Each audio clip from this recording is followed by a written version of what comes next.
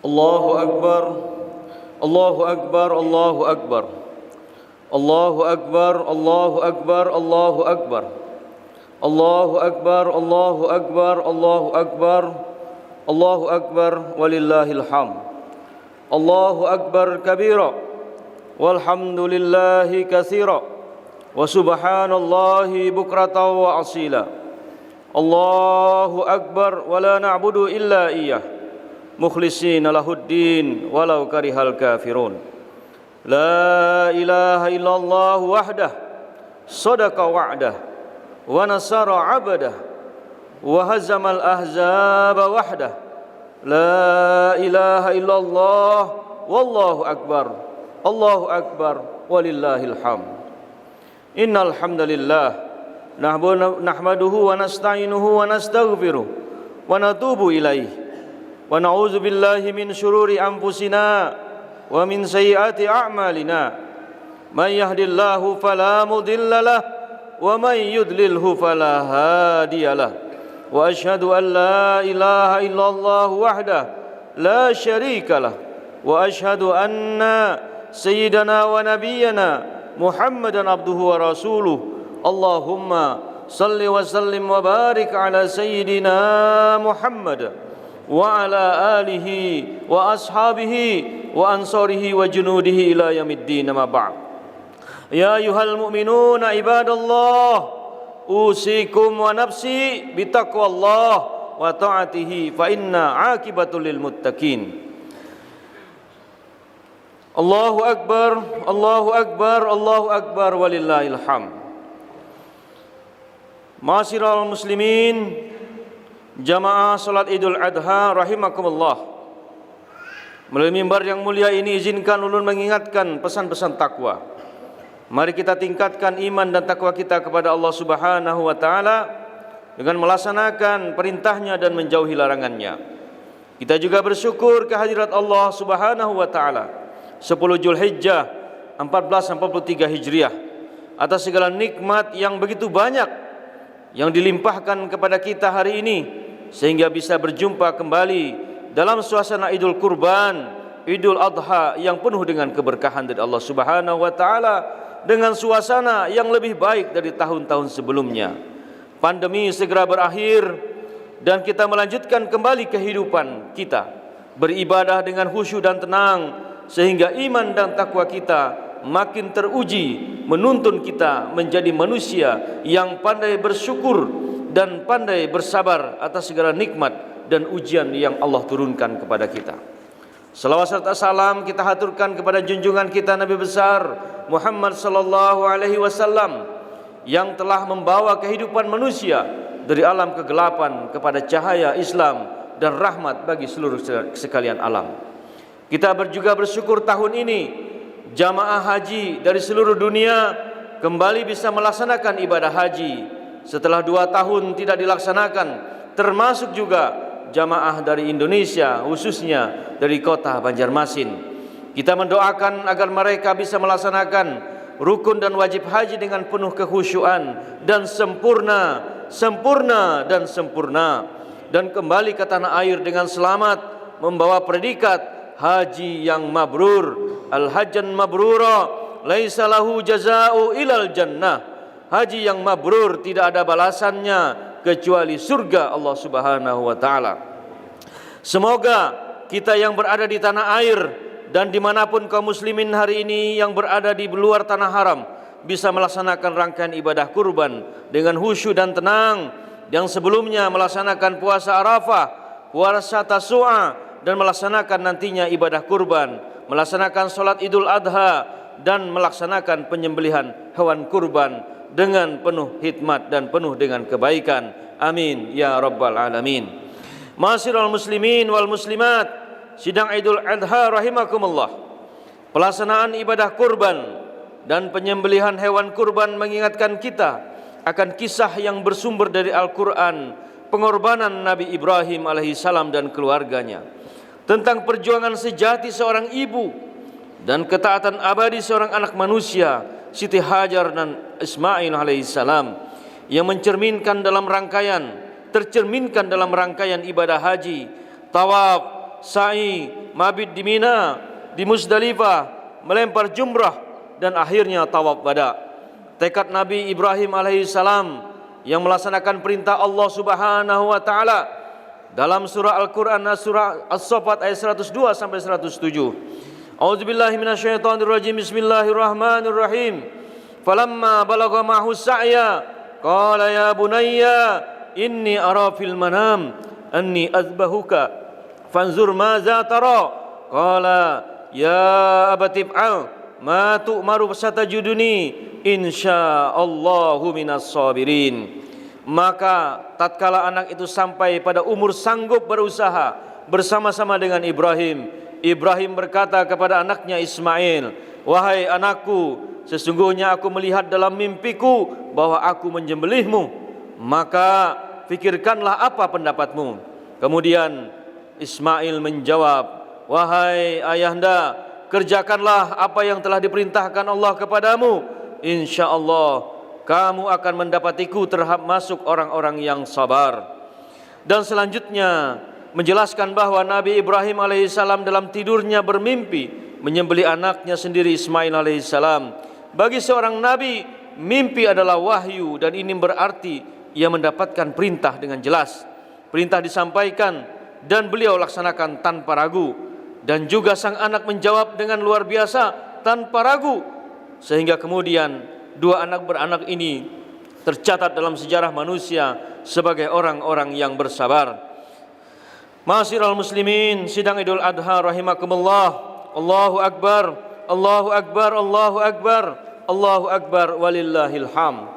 Ada 3 hikmah dan pelajaran yang bisa kita catat dalam peristiwa ini.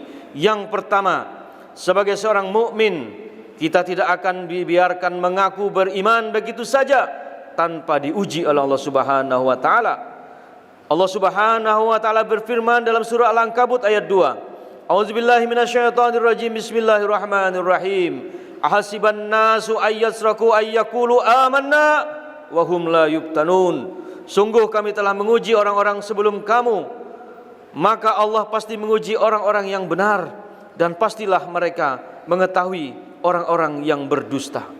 Bahkan seorang nabi pun tidak luput dari ujian itu. Sebuah ujian yang sangat berat. Buah hati penuh cinta, anak yang sudah ditunggu kelahirannya bertahun-tahun, sehingga kemudian di usia senjana Nabi Ibrahim mendapatkan seorang anak. Ketika anak ini lahir, disuruh menyembelih. Betapa besar ujian yang telah Allah berikan kepada Ibrahim alaihissalam, dan beliau telah melampauinya, melaluinya dengan baik, sehingga anak yang soleh lahir dari rahim orang tua yang juga soleh dan solehah. Ma'asyiral muslimin, sidang Idul Adha rahimakumullah. Allah Subhanahu wa taala mengingatkan kita dalam surah Al-Baqarah ayat 155.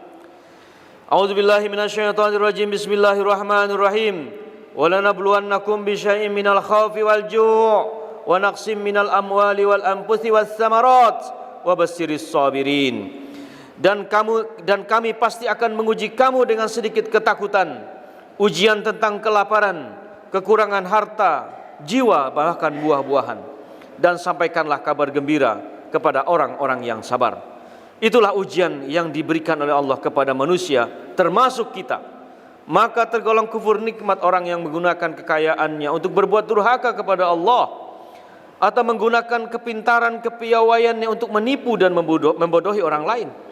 Oleh karena itu, cepat dan lambat azab Allah akan datang kepadanya, sehingga Allah Subhanahu wa taala tegaskan dalam surah Ibrahim ayat 7, la in syakartum la azidannakum wa la in kafartum inna azabi lasyadid.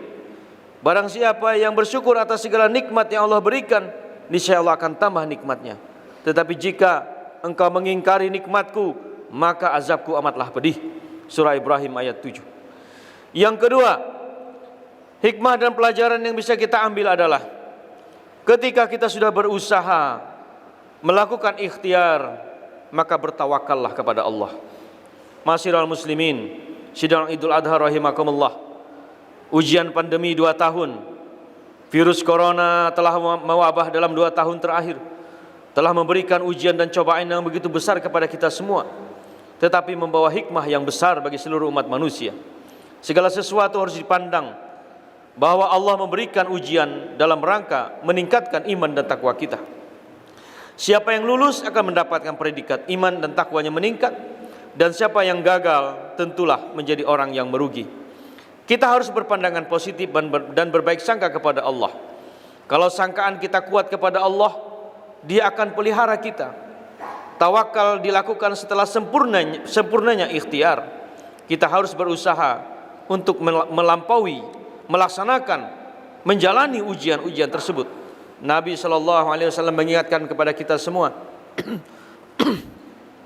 Wan Abi Hurairah radhiyallahu anhu, anna Rasulullah sallallahu alaihi wasallam qala, yaqulullahu ta'ala, ana inda zanni 'abdi bi wa ana ma'hu idza zakarani, fa in zakarani fi nafsihi zakartuhu fi nafsi, wa in zakarani fi mala'in zakartuhu fi mala'in khairi minhum. Muttafaqun alaih. Dari Abu Hurairah radhiyallahu anhu, ia berkata bahwasanya Nabi sallallahu alaihi wasallam bersabda, Allahu Ta'ala berfirman, aku sesuai persangkaan hambaku, aku bersamanya ketika ia mengingatku. Jika ia mengingatku dalam keadaan bersendirian, aku akan mengingatnya dalam diriku. Jika ia mengingatku di suatu kumpulan atau jamaah, aku akan mengingatnya di kumpulan atau jamaah yang lebih baik daripada itu, yaitu kumpulan para malaikat. Allahu Akbar, Allahu Akbar, Allahu Akbar, walillahil hamd.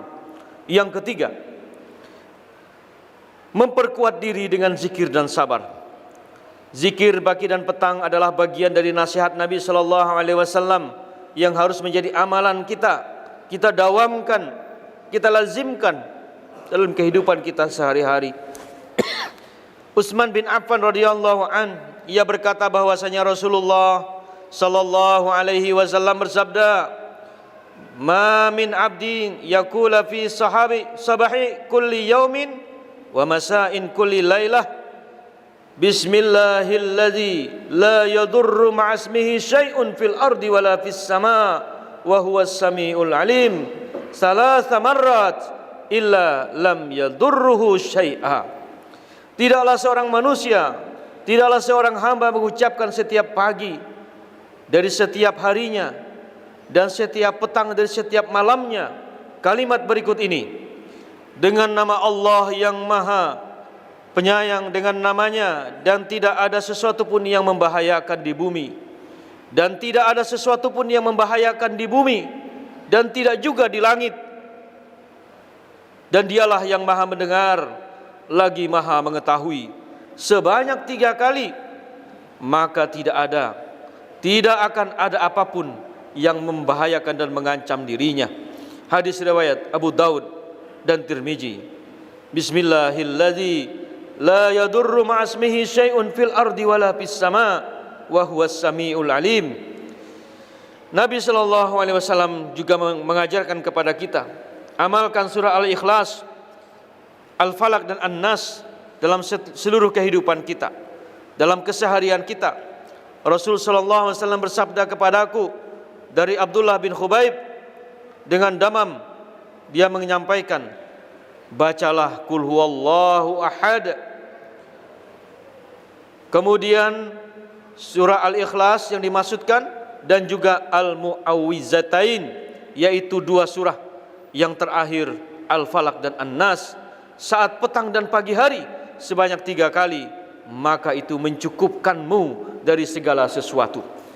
Allahu Akbar, Allahu Akbar, Allahu Akbar, Allahu Akbar, walillahil hamd.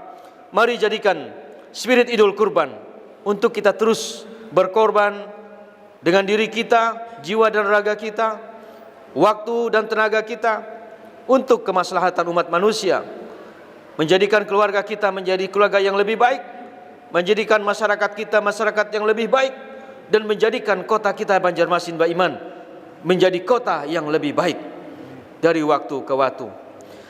Allahu Akbar, Allahu Akbar, Allahu Akbar, walillahil hamd. Barakallahu li wal Qur'anil azim wa nafani wa iyyakum bima fihi minal ayati wa zikril hakim.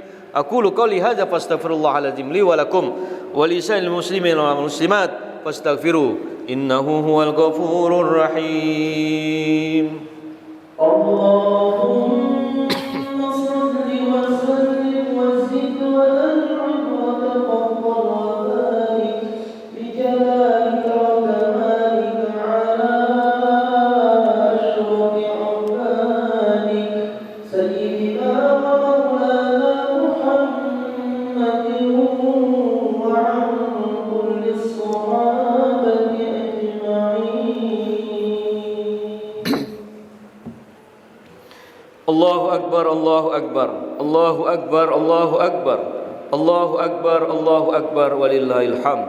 الحمد لله حمدا كثيرا كما أمر فانتهوا عما نهى عنه وهزر. أشهد أن لا إله إلا الله واحد القهار وأشهد أن سيدنا ونبينا محمدا عبده ورسوله سيد الأبرار. قال الله تعالى في القرآن الكريم إن الله وملائكته يصلون على النبي يا أيها الذين آمنوا صلوا عليه وسلموا تسليما. اللهم صل على سيدنا محمد عبدك ورسولك كما صليت على سيدنا إبراهيم وبارك على سيدنا محمد وعلى آل سيدنا محمد كما باركت على سيدنا إبراهيم وعلى آل سيدنا إبراهيم إنك حميد مجيد. وارض اللهم على عباد الخلفاء الراشدين أبي بكر وعمر وعثمان وعلي وعن بقية الصحابة أجمعين وعن التابعين والتابعين وتابعهم بإحسان إلى يوم الدين وعلينا معهم برحمتك يا أرحم الراحمين. اللهم اغفر للمسلمين والمسلمات والمؤمنين والمؤمنات الأحياء منهم والأموات. اللهم إنا نسألك من الخير كله ما علمنا منه وما لم نعلم ونعوذ بك من الشر كله ما علمنا منه وما لم نعلم. اللهم إنا نسألك من خير ما سألك به عبادك الصالحون ونعوذ بك من الشر ما استعاذك منه عبادك الصالحون. ربنا آتنا في الدنيا حسنة وفي الآخرة حسنة وقنا عذاب النار. عباد الله إن الله يأمركم بالعدل والإحسان وإيتاء ذي القربى وينهى عن الفحشاء والمنكر والبغي يعظكم لعلكم تذكرون. فاذكروا الله العظيم يذكركم واسألوه من فضله يؤتكم ولذكر الله أكبر والله يعلم ما تصنعون. والسلام عليكم ورحمة الله وبركاته.